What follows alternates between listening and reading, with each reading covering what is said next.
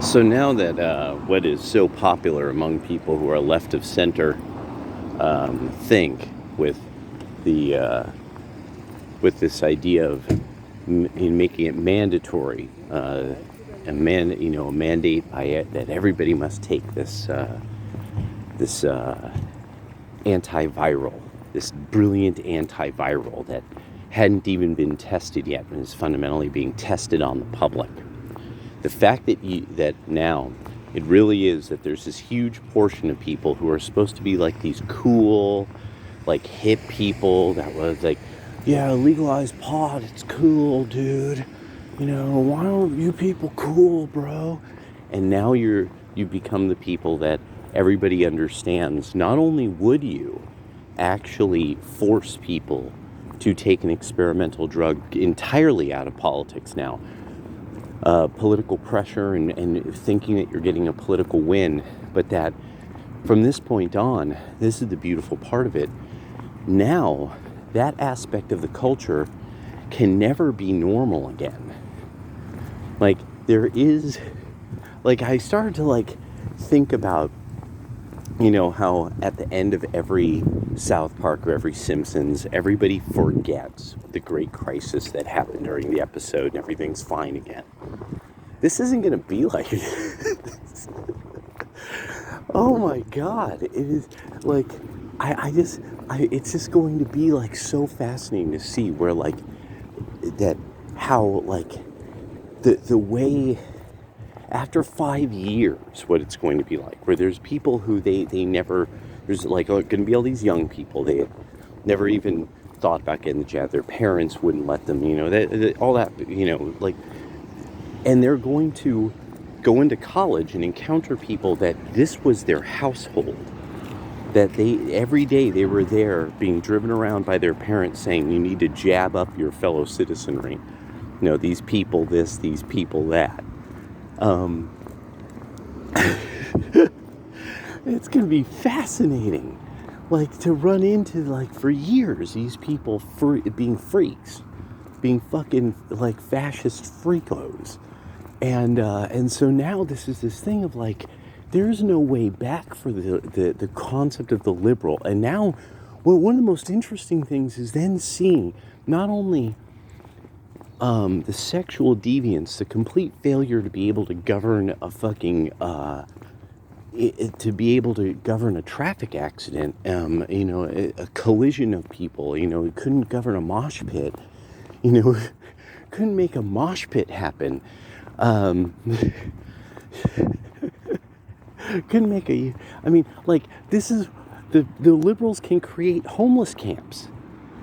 That's the only thing they could create. Homeless camps, pestilence, homeless camps. And now what more and more, if you analyze the Russian and the Ukraine thing, this is again another one of these. Where it's like, and war. Pestilence, war, and death. That's like what the liberals bring to the table. That's when you get to the table, that's what's spread out all over it at the banquet of liberal accomplishments. Because there's this idea that if people never really get this, there's nothing about that which is liberal that takes discipline and virtue. Not really. The idea is that to be kind to your neighbor, no matter what color they are, people would see children do it, and they'd say, see, it comes so naturally to people to just love one another. And they don't really take into account, but humans do develop along certain lines that they've long developed on. And they do end up trying to be around people who they think are more like them. And that this is just something that not only did people constantly see, but people have seen this for thousands of years. There's this idea like, back in the day, everybody kept their children away from one another. And it was only since the Enlightenment and European Protestant ideas and that people, mixed about and stuff like that. I mean, like this kooky, like the episode of history started when liberals can conceive of a historical setting or scene. And it's like, no, people have gotten this.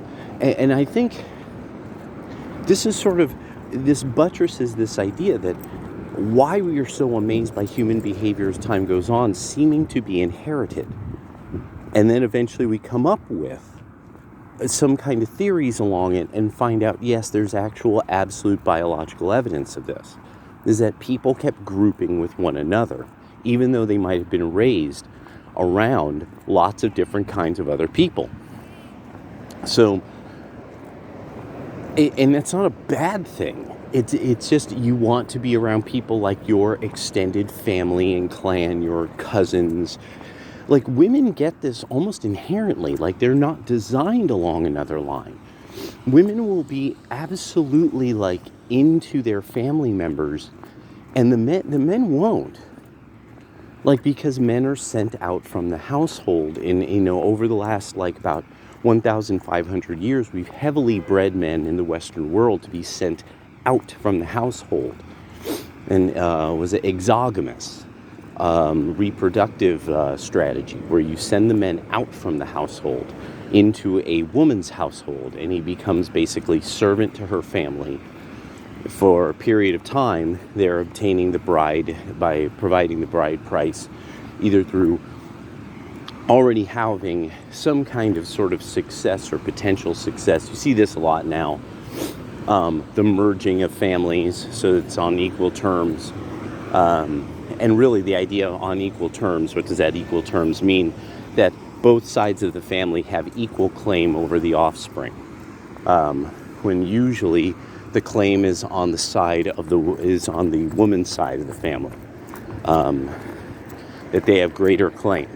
And to this day, almost throughout the civilized world, that is how it goes. That when the woman divorces, her and her family are the people who typically will end up with the child and or children. Okay, so you'll see that kind of hard wiring in us, this thing that we inherited, that all of our structures of culture and language then wrap around the very idea of, well, that doesn't seem right, that kind of thing, where it's like, if it were to go another way, we bred for that. We've bred for those norms. And so a lot of women are generally just sort of more concerned about their family members. And that's a natural concern. It's actually a now understood dating warning sign when a woman has no past. She has like no parents, or she's not in, not doesn't talk to them much, or she goes by aliases as if she's basically trying to disguise her origin points. That's now considered like a gigantic red flag, like if you start to detect this, and so the aspect of culture that I was starting to think about was that there's never going to be a way back for these people who supposedly knew something about science. That there's just no way back for them. They're going to be this group that there's always going to be these people, who actually are producers in society in the room, who are going to be like, oh, you're one of those pricksters, you're one of the jabsters, because you're a dick and you think you're smart. But I actually produce output and outcomes. Got it. It would just be understood, because there's too many of the productive class that aren't returning to corporate America. There's too much of like right now there's a lot of the producers and people who could actually get work done are still trying to keep the things afloat. Are out there working, keeping things afloat. But there's obviously a huge portion of the productive class that also are like, I can't trust, any of this anymore. They started to realize that they have the opportunity to be their own boss.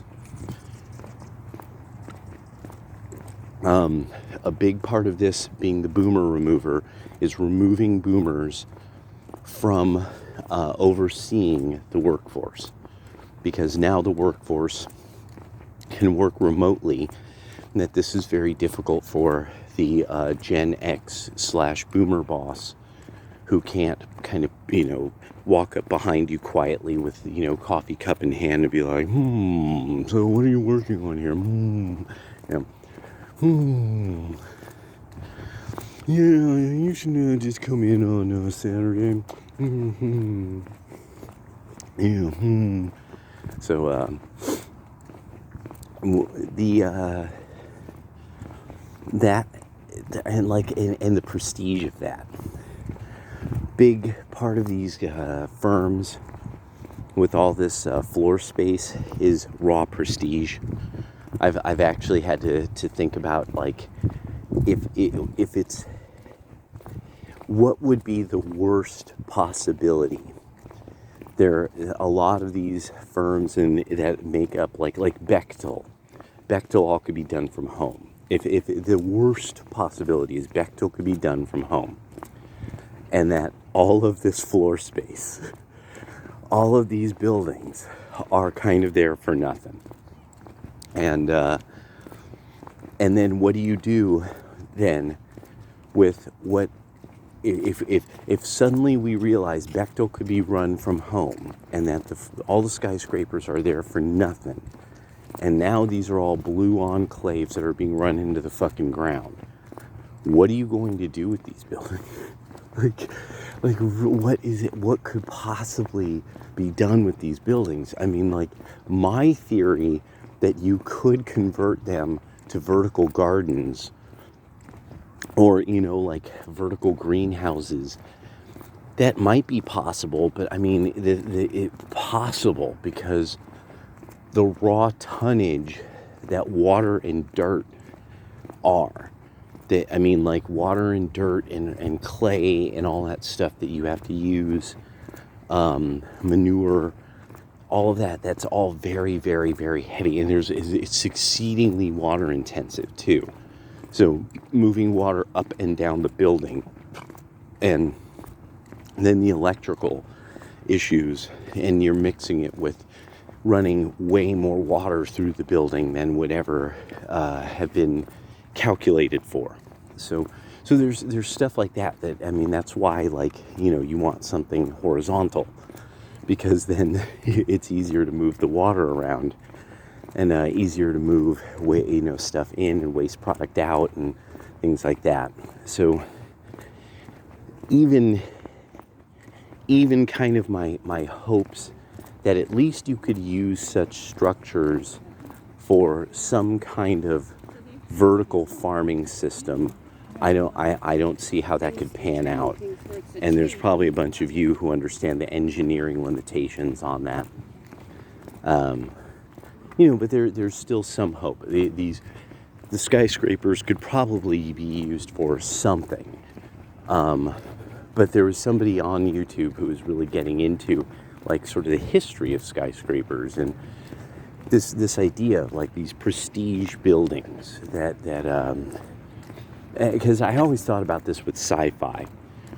Why do all great sci-fi societies have megalithic constructions? I just used to think about that. Like, why do they all have megalithic constructions? Even poor places have sort of these gigantic, like, sort of leftover ruins. And I get, that was sci-fi. That's the era of sci-fi, the type of sci-fi I was obviously into. There's probably writers who did other stuff and artists who did other stuff. But I was like, what would it look like, though, otherwise? What would something that, like, really looks like a normal town in a science fiction movie really look like? What does a town look like in sci-fi? Like a real tiny little town. And in a way that, it could still be done organically. And there's a lot of artists, like the guy from, I want to say Mobius. was one of the people who I always thought like something about his, is that Future Primitive or something? But, so a lot of so I keep thinking about what I'm encountering with the workforce, what I'm encountering with young people, and then thinking, you're going to work at Bechtel. There's this part of me that's just like, kind of not seeing it, just kind of not seeing the world that I experienced continuing. I just can't even, just can't see it. I don't know if I don't even know how to put this. I wonder if some of you might have a feeling similar, that it's going to have to change. And especially now that, liberals better get, no people who don't trust them. This is beyond not trusting you now. There's one of the more interesting things, and I know I kind of joked around how so many channels have found God. But also, there's been this, is that outside of kind of really my circles, I've run into noticing the not so much reflection on truth and glory, but really there is evil. That suddenly a lot of people are on that. There is evil. It is real. Holy shit. And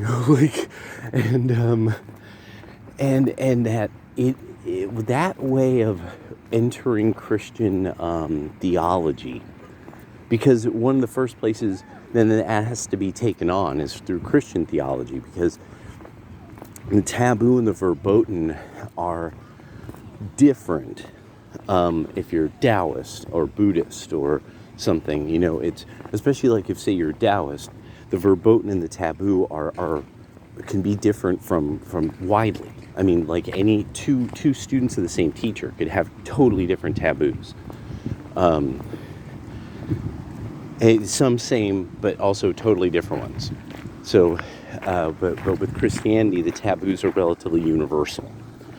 And so, because one universal Catholic and Apostolic Church. I gotta do it. Hold on 1 second. Oh, why? Why on the fucking bench? Dude, no, fuck you. You're a dick. Your dog poop doesn't get to sit on the fucking bench. Fucking poorly socialized people. No.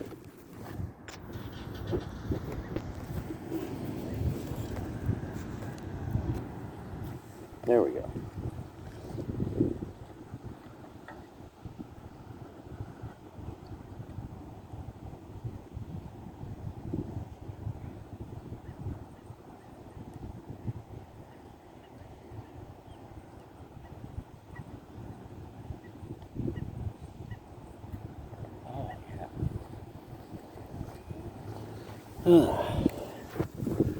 Oh yeah, that's good coffee. So, yeah, it's one set of 7. Then I'll do other stuff at home. I'm playing my video game because Big Cam's sick. We can't go weightlifting. It's all good, But there's going to be this. I gotta change hands there. It's But yeah, this, and I'm always brought back to when my dad, the good solid Chicago liberal gone San Francisco liberal, said to me, the only reason this works is because we agree to it.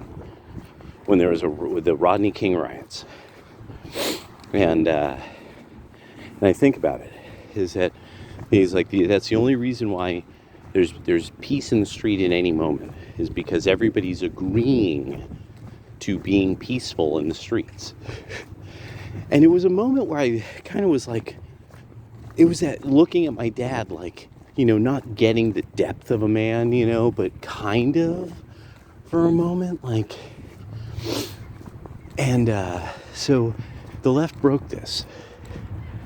The liberals and the left, they know they broke this. They know they broke the code. They know they've brought dishonor into the civic politics. They know that they've exposed themselves as fundamentally dishonorable people, is really what it is. They've exposed themselves as dishonorable people. And that's the most important part of it, is that they don't have honor. A key part of sort of the most stubborn and most American part of Americans is this idea of having honor. We're going to race for pink slips. I'll fight you. That those kind of concepts of Americans, but also the idea of you could leave your door open in the countryside. That's honor. That's from honor culture, not some inherited Protestant Enlightenment, like yippity-doo-dah, quasi-new cokehead psychology thing. That no, it's old-fashioned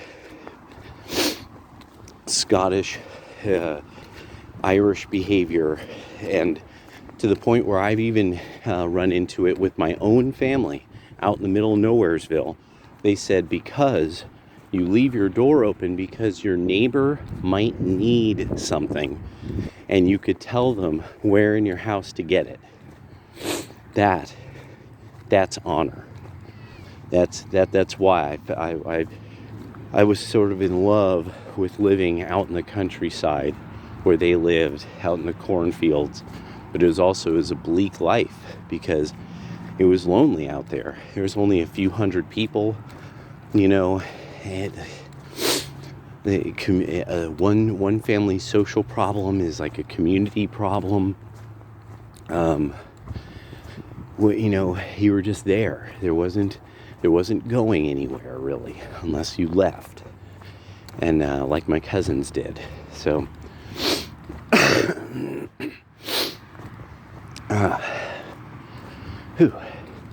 so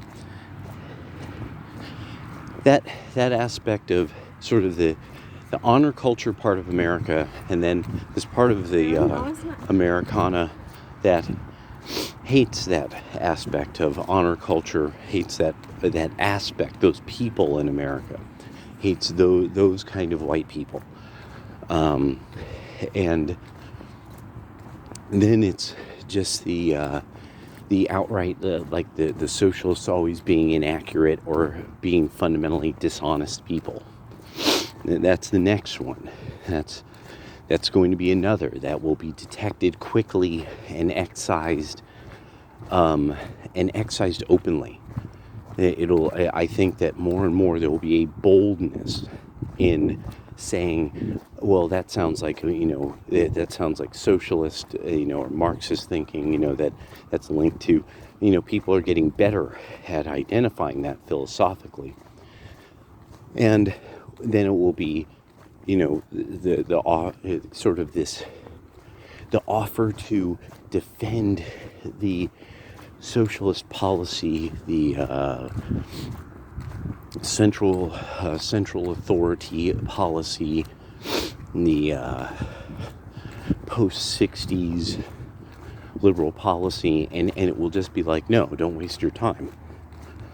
You guys lost. And it will really be that kind of like thing.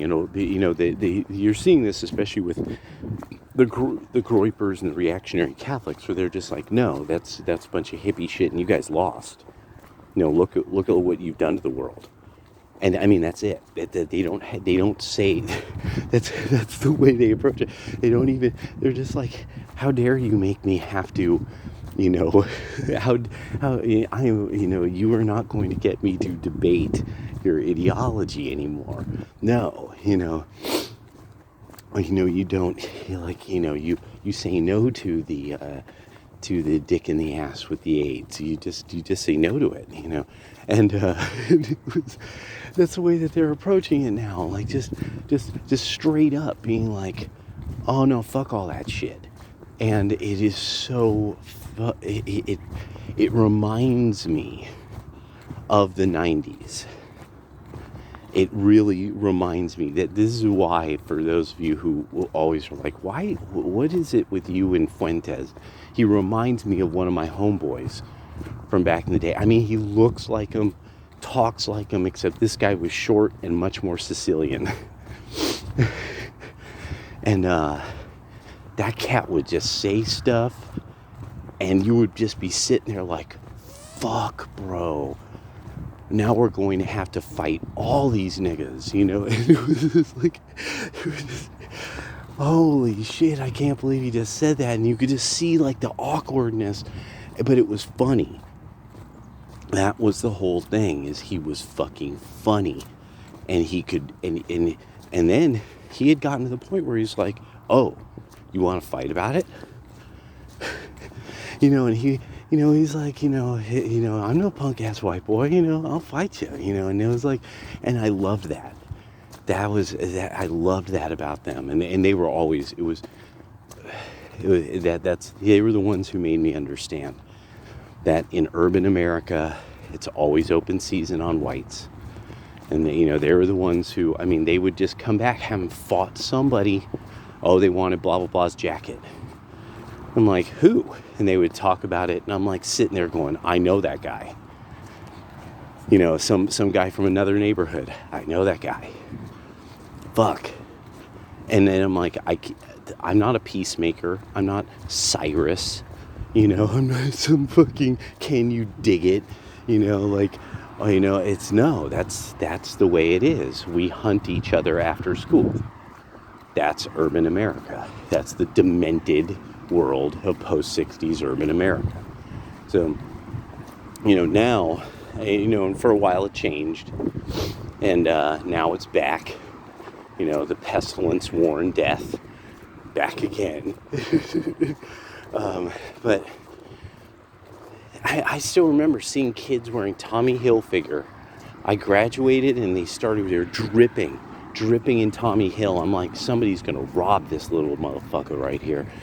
No, they locked everybody up. Kamala Harris locked up every fucking thing that could move. So suddenly you could wear Tommy Hill. And I was like, what the fuck? And, you know, now, of course, if you smoked a joint, you know, in your house, you know, you never know what might happen to you. But, I mean, at least your kid could look good.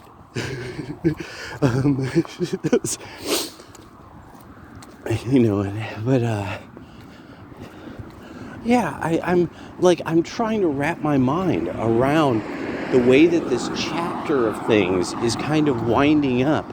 And that the beauty of it is that the GOP can't let it go. And now the beauty of it is, too, they have women. The GOP has all these women. And these women are meaner. Women are more mean. Women remember it all, you know.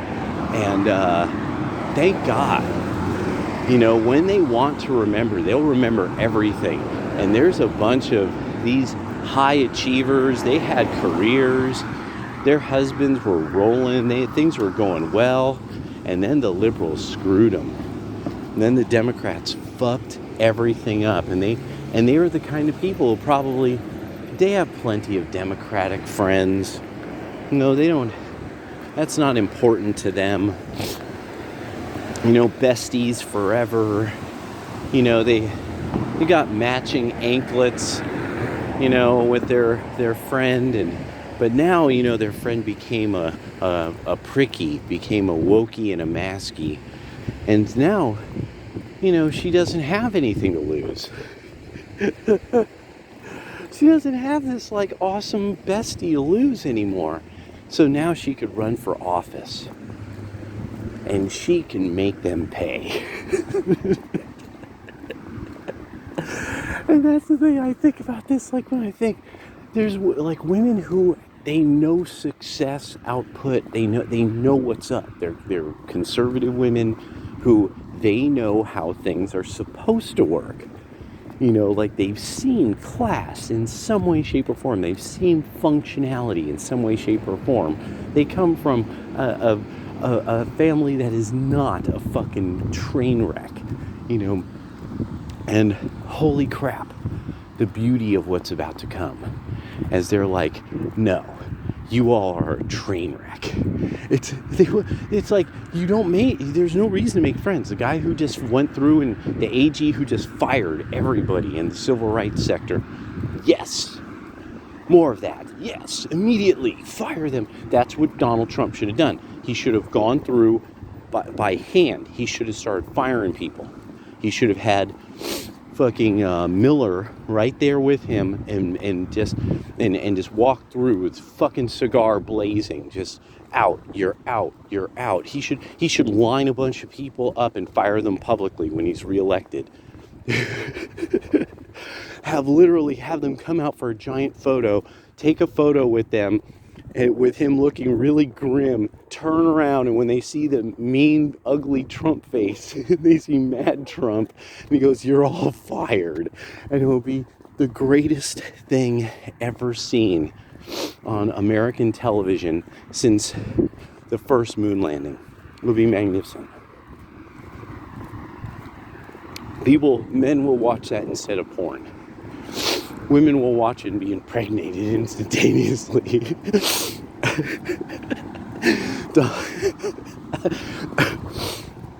Dogs will see it and they will stop begging. Cats will wake up from their naps as it is played at all times. They'll just wake up from their naps, come over and watch and purr. It'll be miraculous. It'll be glorious. Yeah. But so you can see good coffee today. That's good strong coffee. All right, I'll talk to you guys soon. I hope your weekend is fantastic. Keep reading Zero Hedge. They're getting scoops like crazy right now. And I've been hearing also Revolver News has been doing fantastic lately, getting scoops galore, and really, really crushing people on the front of their misunderstanding of fundamental high school level biology. And once again, just wanted that all it took was paying attention to high school biology. That's all it fucking took. And a whole fucking half a fucking country obviously didn't pay attention in high school biology. And it just the experimental method. This is how it's done. This is how you test something out. And couldn't handle that. And people, oh, you're not educated. Oh, you're dumb. Oh, Jesus isn't going to save you from that. And it's just, and now we're starting to find out that, the comorbidities were this many. Oh, we're starting to find out this is actually how many people died with rather than of. Here's the dearth of numbers we have on how people died. So we actually don't know this, who died of what, and blah, blah, blah, blah, blah. And so now I'm just loving this. I'm just sitting back like, damn, you guys are fucking suckers, or you didn't pay attention in high school. Or maybe you're just not as educated as you thought you were.